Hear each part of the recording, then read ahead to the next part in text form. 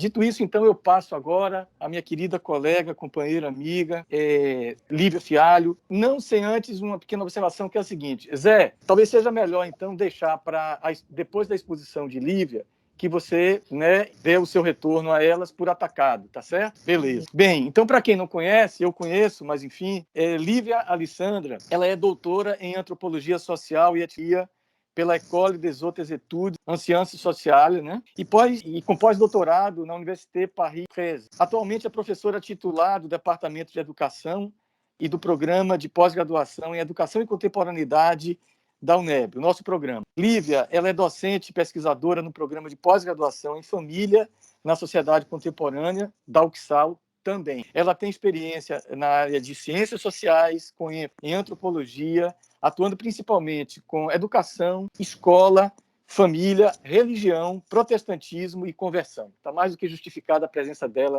nessa banca. Lívia, querida, muito obrigado. A palavra é toda tua e somos todos ouvidos agora. Ô, Luciano, muito obrigada. Muito obrigada, né, pela apresentação, tantas palavras. Obrigada, né, pelo convite. Obrigada, José. Prazer estar com Vanessa novamente. A gente tem se encontrado, sobretudo nas bancas de Luciano. Então, um prazer também muito, muito grande, e dizer boa tarde ao público, né? As moças e rapazes que estão aqui. Então, José, eu gostaria de começar de trás para frente, certo? Eu gostaria de começar com a frase final, dizendo que eu acho que a sua dissertação ela deve ser publicada em formato de livro. E isso tem alguns motivos. Eu acho que pela originalidade, eu vou repetir algumas coisas da Vanessa, porque talvez a única questão que eu tenha para você seja muito parecida com a que ela te colocou, né, sobre uma questão conceitual do seu trabalho. Mas eu começo de trás para frente dizendo, né, da necessidade da publicação do seu texto, da sua dissertação, assim, não só pela originalidade do tema, né, você traz para dentro da UNEB, para uma discussão, fazer uma dissertação sobre uma experiência de uma escola que é, portanto, né, que tem uma marca religiosa, mas também uma escola privada, né? Então, tem uma originalidade em torno disso, mas também pelo rigor das suas análises, né? Pela ousadia da sua proposta. Ao longo do seu texto, você tenta trazer o leitor para esse lugar de entender o que é o processo educativo, o que é esse processo que a gente chama de processo educativo e formativo, e está aí a originalidade do seu trabalho, que é esse de pensar este processo educativo numa dimensão conceitual que, ora, você está falando da razão de ser, né, da qualidade existencial, e você defende, portanto, a importância não só de se praticar, mas de se refletir sobre religiosidade como uma dimensão constitutiva no processo de formação humana.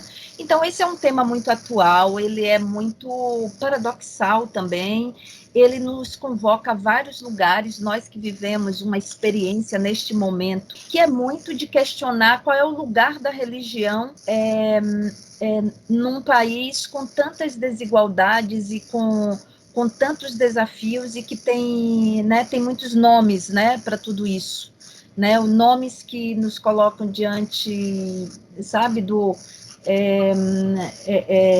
horror da pobreza, do horror da miséria, do horror da ignorância, do horror de um governo que não representa aquela parcela que a gente considera que deva ser a parcela, digamos, que a gente espera da formação humana, né? Então, falar sobre religiosidade nesse momento é uma convocação muito séria.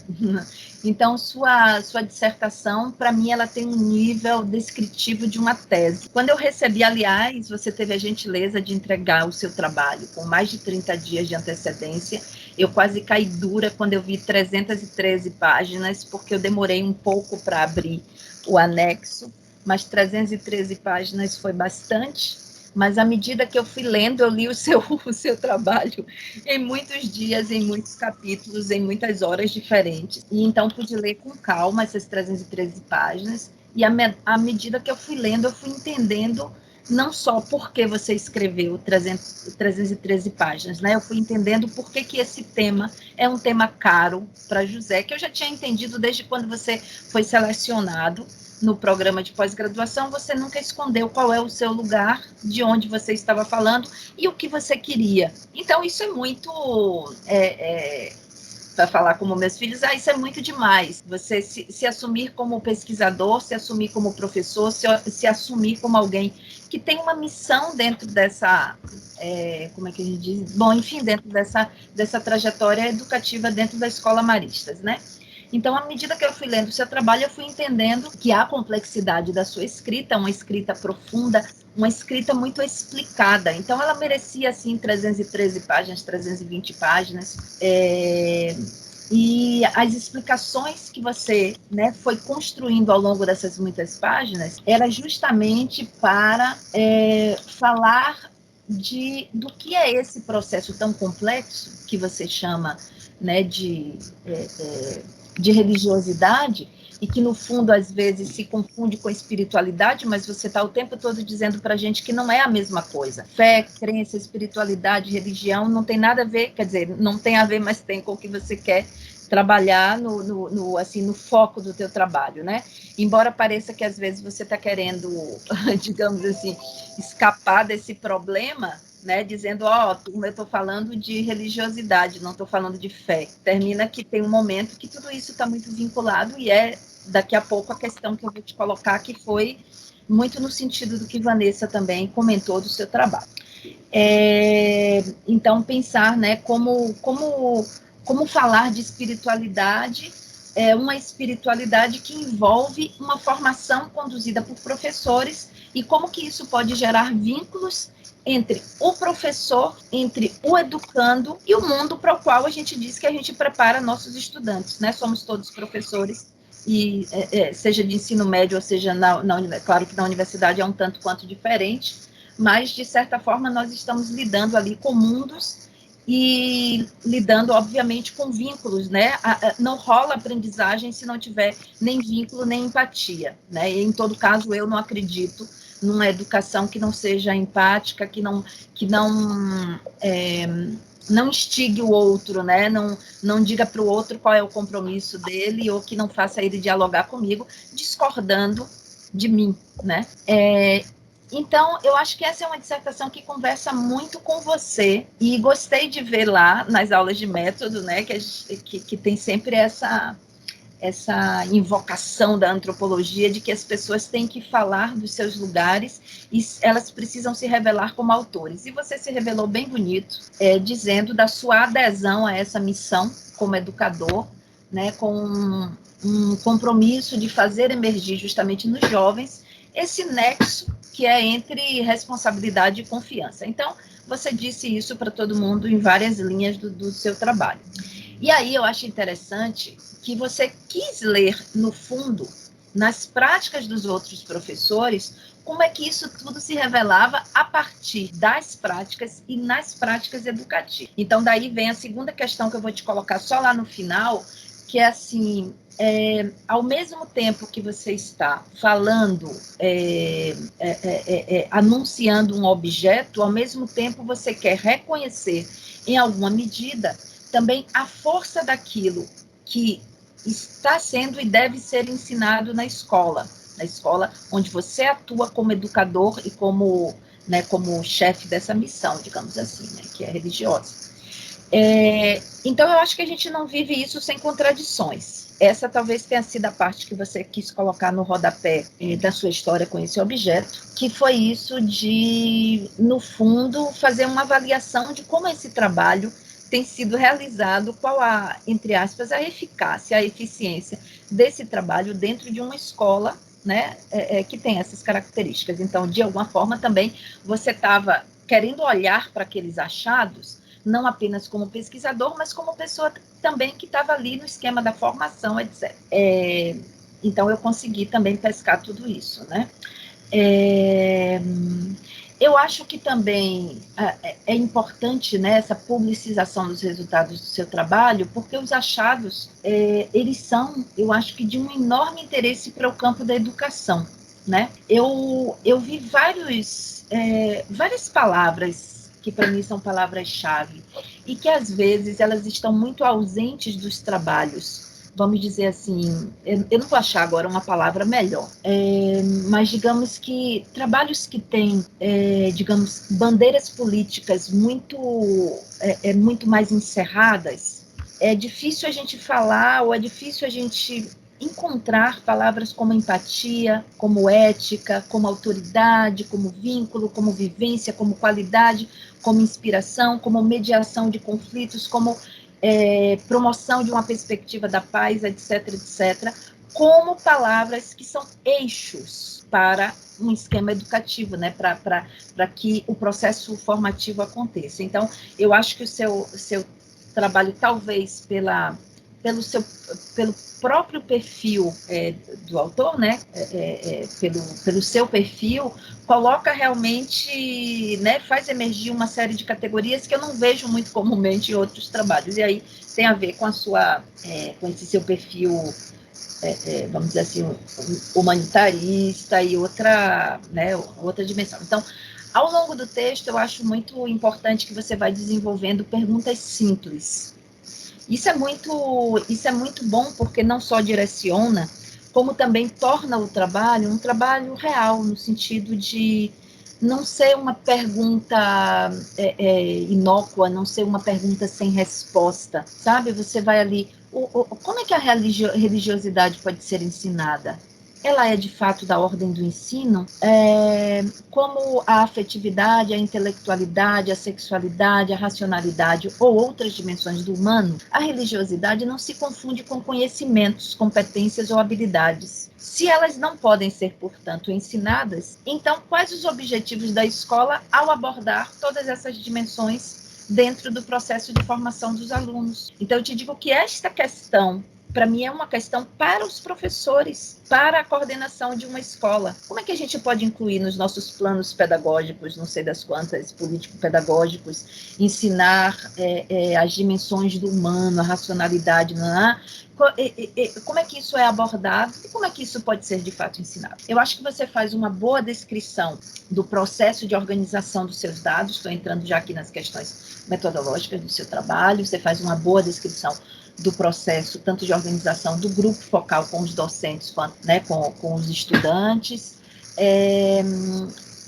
Muitas vezes, quem termina, né, de escrever a dissertação, termina de escrever uma tese, quer muitas vezes esconder essa parte que parece muito descritiva, mas que na verdade é de total interesse a gente saber de fato como as coisas aconteceram. Então, o seu texto é longo também porque você descreve muito.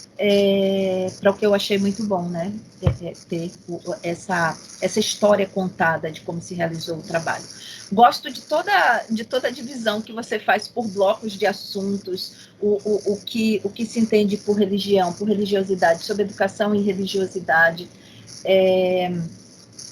Isso ajudou muito, por exemplo, talvez isso justifica, talvez, José, por que suas considerações finais têm 10 páginas. Porque ao longo das interpretações você foi trazendo quadradinhos, caixinhas analíticas ao lado das falas. Eu achei isso bem, digamos, isso foi bem organizado do ponto de vista da coerência do método. Tem uma frase que eu falo na sala e depois eu peço para todo mundo esquecer quando eu faço as aulas de método, que é essa de que numa pesquisa o método é mais importante do que os resultados, porque se o método estiver coerente, os resultados a gente vai questionar conceitualmente, mas não os resultados em si, né? Então, também todo mundo pode esquecer essa frase agora, mas para dizer que como o método de José está todo muito organizado e tudo coerentemente explicado, os resultados me fazem pensar, assim, vamos dizer assim, acolho os resultados na sua dimensão da coerência, e coloco só questões que são de ordem conceituais, né? Vou chegar lá daqui a pouquinho. Tem algumas coisinhas para corrigir, nem vou falar sobre isso, umas coisinhas de ABNT, você às vezes usa 2 sistemas de referências, né, autor, data, rodapé, não sei o que, faz uma confusão um pouco em torno disso, precisa depois fazer uma correção, isso não faça você, peça para alguém fazer, porque isso é muito chato e não tem o menor interesse ficar corrigindo regras da ABNT. E algumas coisas que você deixou escapar, porque a pesquisa já está feita, você tem os verbos que às vezes estão no futuro, sabe?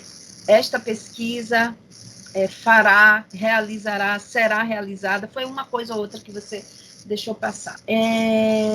Então, o seu objetivo é muito grande, né? Isso, você usa 3 verbos, você quer identificar, compreender e refletir. Eu me lembrei prontamente das aulas, quando você colocou isso no quadro, para a turma inteira no fórum de pesquisa, mas você foi firme e forte até o final, tudo bem, você identificou, você compreendeu e você refletiu. Como os professores de uma escola confessional, oriundos de diferentes áreas de conhecimento, constituem e elaboram o saber de base religiosa no cenário contemporâneo. Aí aqui eu acho que vem uma primeira questão, que é, no seu objetivo, você disse que é de base religiosa. E depois, ao longo do seu texto, você quer convencer a gente que religiosidade é uma outra, certo?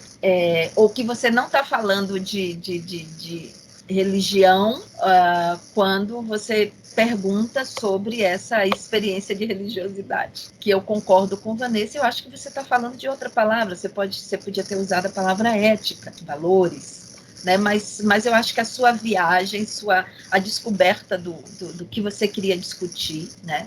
A sua cachaça era essa. Bom, vamos lá. Achei que metodologicamente, para falar, na verdade, da banca de qualificação, achei interessante que você perseguiu aquilo que a gente apontou, que era essa opção de não apenas entender o que se dá nessa transmissão de valores, né, dessa compreensão religiosa, mas também o que não se dá, né? Então, isso é interessante porque você trabalhou com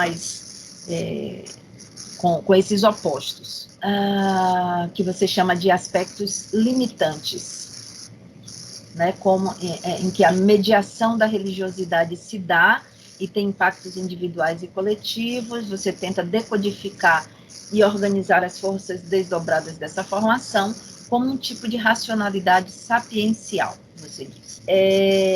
Então, prontamente você vai lá explicando as etapas do seu trabalho. Tem no capítulo 2, embora eu ache, assim, aqui vem um primeiro comentário assim, mais crítico, José, que é assim, o capítulo 10, embora ele seja muito bem redigido, aliás, você escreve muito bem, é uma escrita densa, não é uma escrita, seu orientador também que escreve lindamente, né, um português corretíssimo.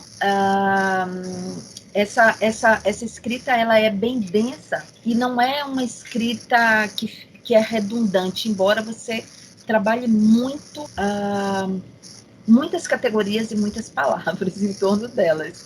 Então, o capítulo 2, embora ele seja muito bem redigido e muito importante, né, você vai ali discutindo como a religião cristã foi se adaptando, se pôs a serviço do mercado, como isso foi, no fundo, em larga medida, um sustentáculo para o capitalismo.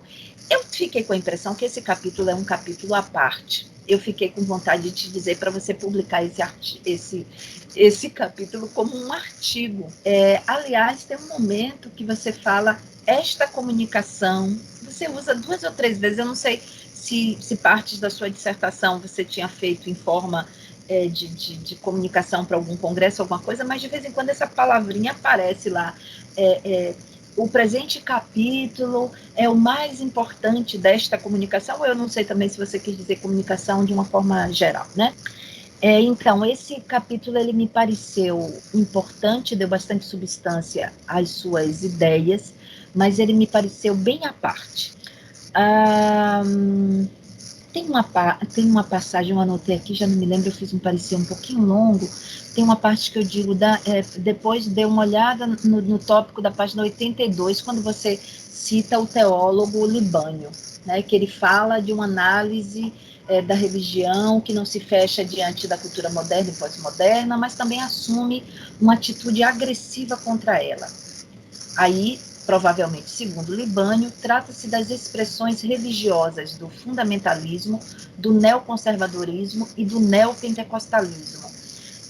Provavelmente é o autor que faz essas três, digamos, essas três expressões religiosas, mas eu não consigo, na verdade, compreender que o neopentecostalismo, como, na verdade, um movimento dentro de um movimento religioso, né, o neopentecostalismo é um movimento religioso, como que ele se encaixaria matematicamente dentro dos dois outros, fundamentalismo, neoconservadorismo e neopentecostalismo. Eu diria que o neopentecostalismo ele é de uma expressão fundamentalista e conservadora, mas ele não é uma categoria à parte, ele é um movimento. Mas, enfim, como o autor retrata lá. O capítulo 3, você próprio reconhece ele como bem importante, eu também achei ele bem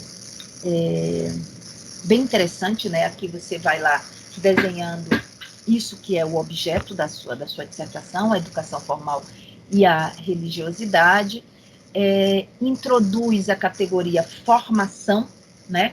E articula com vários autores, e como que isso tem, o que isso tem a ver, todos esses autores, como que eles conversam, e podem, na verdade, conversar com o método fenomenológico, né, como via para a formação, e acho bem, digamos, eu fiquei, assim, bem feliz com as articulações que você faz, né, porque não é fácil você trazer um monte de gente para esse banquete e não tornar isso, né, uma briga na mesa. Então, você traz o conceito de vivência, e aí essa parte do seu texto eu fiquei mais, digamos assim, toda vez que a gente lê um trabalho, a gente aprende, eu aprendo muito, por isso que eu gosto de ler com uma certa antecedência, porque eu posso ir lendo aos pouquinhos e também grifando aquilo que eu posso depois utilizar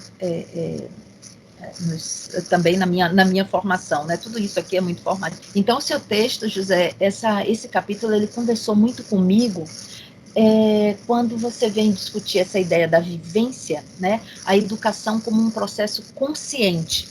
Então, quando a gente trabalha a dimensão, por exemplo, formativa da autobiografia, eu que trabalhei um pouquinho com isso, nesses escritos sobre educação e biografização da vida, tem essa ideia de que a biografização se dá num momento, num processo consciente, em que é naquele ponto-chave em que os sujeitos, os educandos, tomam a carreira de estudante, tomam em mãos e tornam o ser estudante de fato uma carreira, que é o processo justamente de você escrever a sua vida, né, de você olhar conscientemente para o que você pode fazer para a sua, digamos assim, entre aspas, para a sua finalidade dentro da educação. Você traz essa autora, Sberga, se fala assim, né? Tem uma passagem que eu anotei aqui, não concordo muito com a expressão de Sberga, trazida por José, quando fala sobre o processo de formação. Sim, eu entendo, o processo de formação é também um processo de autoformação, né? Concordo. Mas tem um momento que ela vai falar deixa eu achar aqui esse pedacinho, devido às possibilidades do ato reflexivo que conduz o sujeito ao conhecimento de sua estrutura pessoal, tem-se uma porta para entrar na subjetividade do educando e, a partir daí, acionar suas forças para que ele assuma as responsabilidades perante o processo da própria formação. Sim, concordo. Mas aí tem um momento que a autora fala num processo natural. Há forças involuntárias que estimulam ações indesejadas pela consciência das pessoas. Aqui. Há forças involuntárias que estimulam ações indesejadas pela consciência da pessoa. O seu querer também é limitado às condições de suas tendências naturais e se ela ultrapassa esses limites, porque se eu querer racional, eu impõe isso. Não brota daí uma formação para si. Por exemplo, quem não tem a disposição natural para ser um jogador de futebol, pouco conseguirá nessa habilidade, mesmo com muito treino. Isso significa que nem tudo está ao alcance daquele que se forma. Eu diria que no processo formativo também, o que não está ao alcance, também, para mim, eu não vejo exatamente como um limite, mas eu vejo também como a tomada da própria consciência como processo formativo, né? Blá, blá. No capítulo 3, esse capítulo 3, então, acho que você vai desenhando muitas palavras importantes que, no fundo, são pistas para a gente pensar o processo educativo. Afetividade, ânimo e sensibilidade, né? Essas 3 palavras que você usa, e daí vem a minha primeira observação geral, José, sobre o seu trabalho. Talvez eu só tenha, né, 2 observações, assim, que você não precisa responder, mas que você pode refletir qualquer hora, é que esse capítulo 3 me toca muito quando você usa esses conceitos, né? Essa ideia do afetivo, do ânimo e da sensibilidade.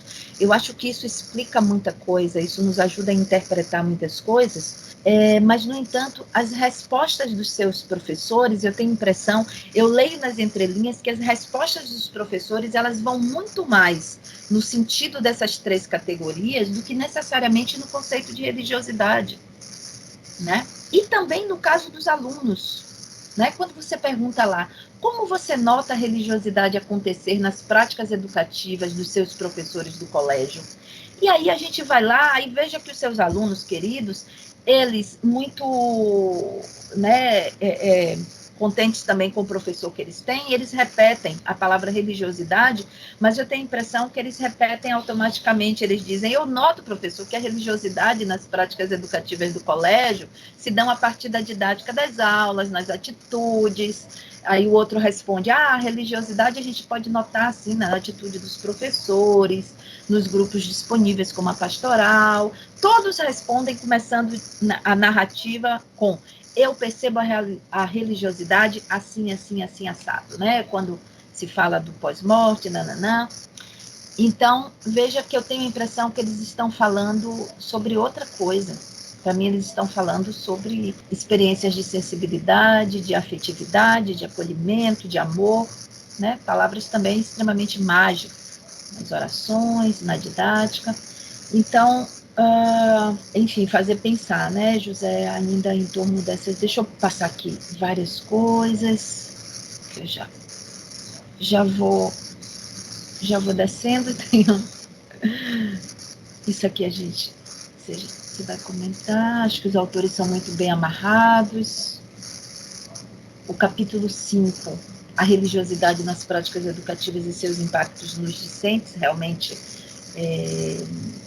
a forma como você organizou está de parabéns, eu gostei bastante. Não vou comentar de 1 a 1, tenho várias coisas escritas aqui, anotadas sobre os seus achados.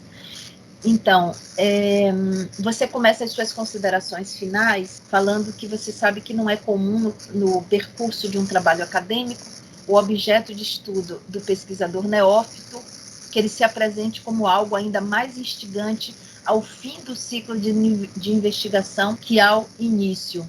Muito bom que você tenha escrito isso, porque eu acho que, como se trata de um pesquisador que ele é, entre aspas, ao mesmo tempo, pesquisa e objeto, é bom que esse trabalho de pesquisa tenha instigado você a você pensar, inclusive, as suas práticas e as práticas da escola.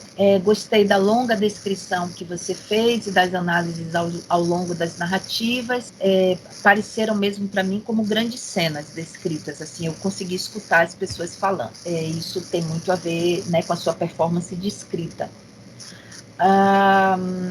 Aí, sim, já estou terminando. Achei muito interessante, embora tenha sido um tanto direcionado, mas eu achei interessante na fala dos professores como todos compram a ideia dessa categoria, né, da religiosidade, que todos respondem provavelmente com muita atenção, muita vivência, o que você está perguntando, né, o que aparece lá na pesquisa. Isso, por um lado, é muito importante como efeito de como a pesquisa é também uma formação para quem participa, né?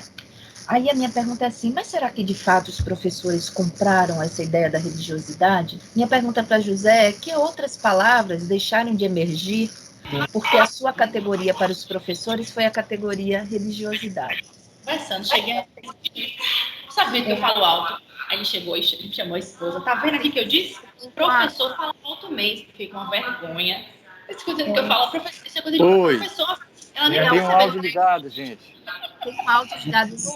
O José... É Raimundo, né? Joyce, tá ligado, Joyce. Joyce, deixa eu ver se eu consigo fechar aqui o áudio de Joyce. Você consegue? Consegui. Pronto, fechou. Lívia? José? Alô, alô? Eu caí. Tudo bem, Lívia? Voltei, né? Tá de volta, Então, já terminando, a pergunta é essa, José, que outras palavras deixaram de emergir, porque a sua categoria para os professores era a categoria da religiosidade, um pouco para pensar como a pesquisa, de fato, pode, né, também direcionar essas questões. E essa que eu falei lá no início, mas que eu retomo aqui, você longamente tentou fazer a distinção entre fé, crença, religião, religiosidade, né? A pergunta é, se religiosidade, José, é tudo isso que você falou naquele capítulo, por que nós não usamos, então? Por que você não usou outra palavra, né? Por que tinha que ser religiosidade e não uma outra palavra, né? Se religiosidade tem a ver com essas questões que brotam da alma humana, né? Tudo isso que é vinculado às nossas heranças, aos nossos afetos, aos nossos sentidos, tudo isso que é tão inúmero na nossa vida, por que você não usou outra palavra que não religiosidade? Bom, então é isso, José, e depois você responde a você próprio, não precisa me responder se não quiser, porque eu fiquei muito curiosa de como os professores viam você na pesquisa. Pronto, então, boa sorte, José, no seu percurso, no seu trabalho, obrigada pela escuta. Obrigado, Lívia. Obrigado a você, mais uma vez.